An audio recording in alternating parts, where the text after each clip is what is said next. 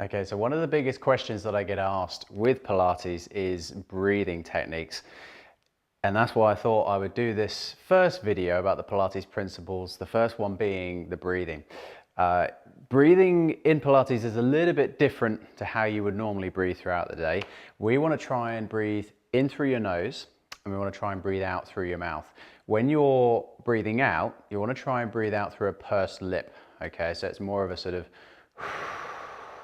just so that you've got a bit of resistance there, helps engage your abdominals a little bit more. All right.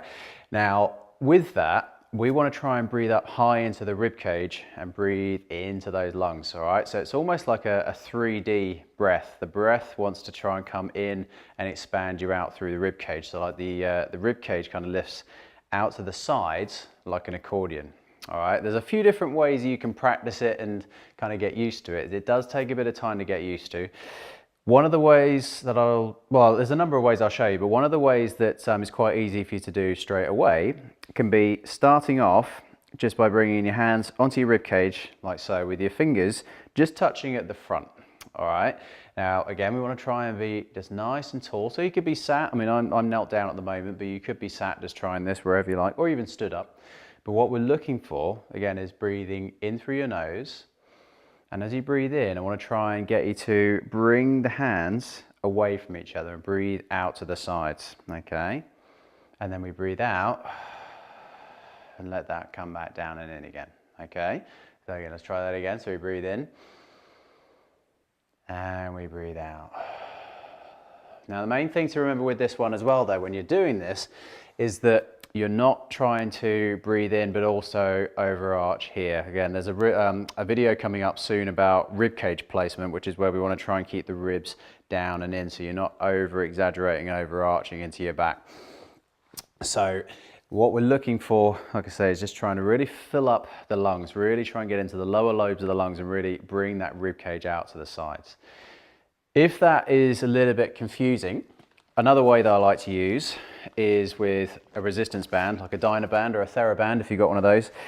And we want to pop that around the rib cage there as well. And then just tighten it up around your front. You're not going too tight with it, but just enough so you've got a bit of resistance there. So you've got that feedback mechanism there to be able to use it. So you can just tie it up a little bit so that it's got enough resistance there for you to be able to use that. And then arms are just down to your sides and then doing the same thing again. Breathing in and try and expand into the band. So this one's quite nice because you can breathe all the way around and really try and fill up the lungs right round into the back and into the sides. And bring that back down again, keeping that core switched on. Okay, this is another part of the video that I'll be doing again later on. Just like that. Okay, so again, if you've got the band, that's another good way to try and practice this. But then also, you can also use a block as well. And another way that, I mean, you can do this without the block. I tend to be a little bit stiff in the lower back, again, through numerous injuries in the past. But what you want to try and do is sit nice and tall through your spine here, just with the arms out to the sides. And as we take a big deep breath in, again, expand through the ribs and then gently curl forwards over the top. Now from that position there, we want to try and breathe from there. And that can be quite an easy way there to really expand and feel the tension across the upper back there a little bit. And then breathe out, and let's do that one more time. And then breathe it out. As we try and stack back up nice and tall to the top again, lengthening back up.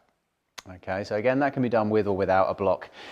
But the breathing does take time, so don't expect to be able to go to a Pilates class and just be able to be an expert at it straight away. It does take practice because we also want to try and get used to breathing in that way, but then also time it in with some of the exercises as well.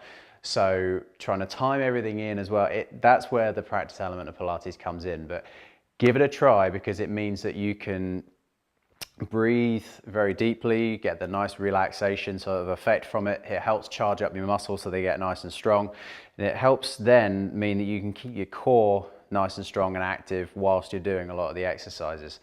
And there are reasons as to why we breathe in certain ways, but one of the big reasons is that whenever we breathe in, your rib cage kind of rolls up and back. And when you breathe out, your rib cage rolls down and forwards again.